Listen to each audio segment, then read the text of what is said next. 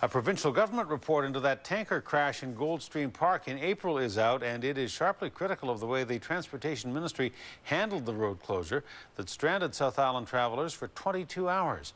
The report says the Transport Ministry failed to communicate important details about the closure, and that isn't the only communication breakdown. Emergency crews and traffic personnel had a hard time talking to each other. A-News reporter Stephen Andrew has more. The tanker truck that crashed into the rock-facing Goldstream Park, spilling thousands of litres of fuel, did more than cause an environmental disaster. It also severed a major transportation link on Vancouver Island. A report ordered by BC's Transportation Minister and released today identifies a laundry list of errors in how the 22-hour closure was handled, inconveniencing thousands of people.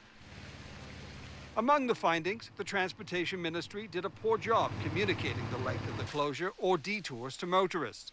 The projected length of the closure was not accurately estimated. Traffic control efforts were under-resourced and not effectively coordinated. And ministry staff and maintenance contractors did not recognize the impact of communicating with travelers. The government says it's learned from the mistakes and will work to improve communication. Social media is really becoming part of the norm now in the day-to-day life of everybody, so that is a big part of what we're going to utilize in future to ensure that everybody is aware. But the report also reveals a breakdown in communication between ministry staff and emergency responders. Traffic personnel were not properly equipped with radios and other communication equipment that could talk directly to police and firefighters. Langford's fire chief, while praising the report, says being on the same radio system is not necessary, but has advantages.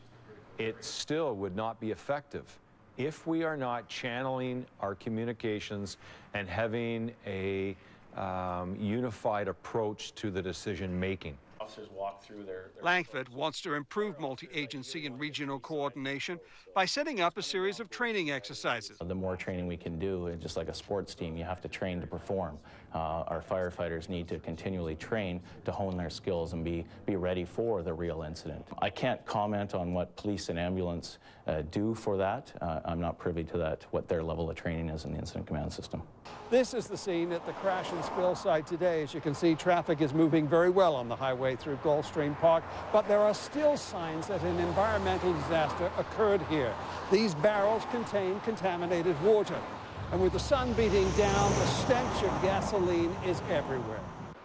The odor is strongest by the Goldstream River, where cleanup crews wear masks as they monitor the air quality and continue to mop up fuel from the water.